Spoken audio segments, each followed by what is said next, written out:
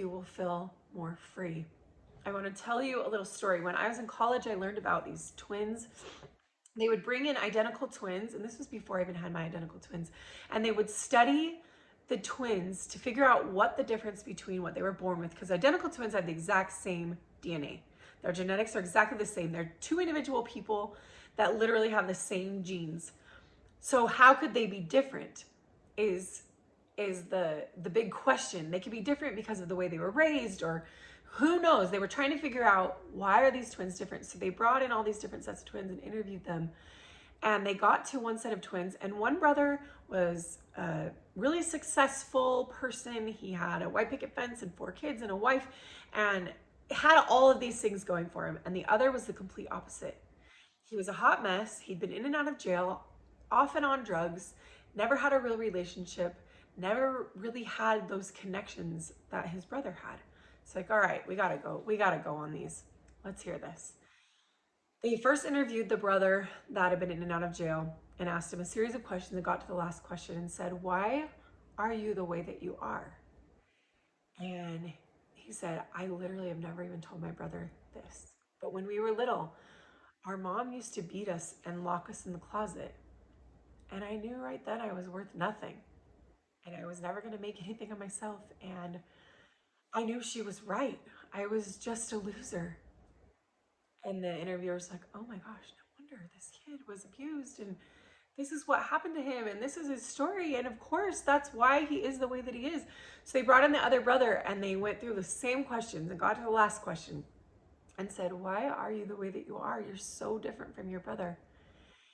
And he said, I have never even told my brother this, but when we were little, my mom used to beat me, and she would lock me in the closet.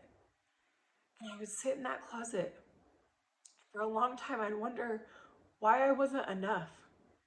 I wonder why this was happening to me. And then I realized she was wrong.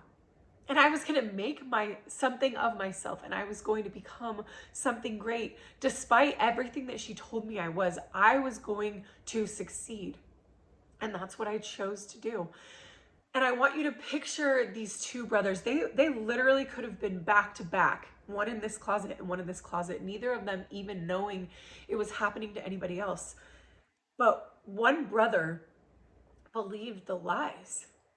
He believed the pain. He believed his dude that just said, give up. Give up. Why try? She doesn't care. No one's going to care.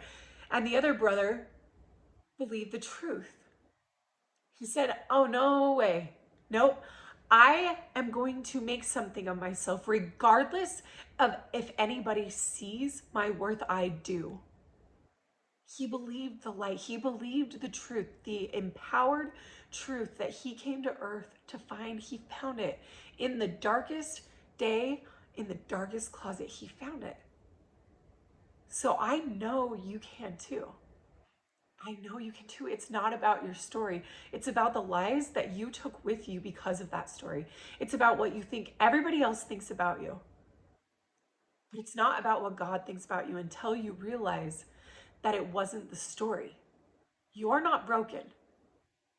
You're not broken. Your story did not break you. The lies that you believe about your story are what are holding you back.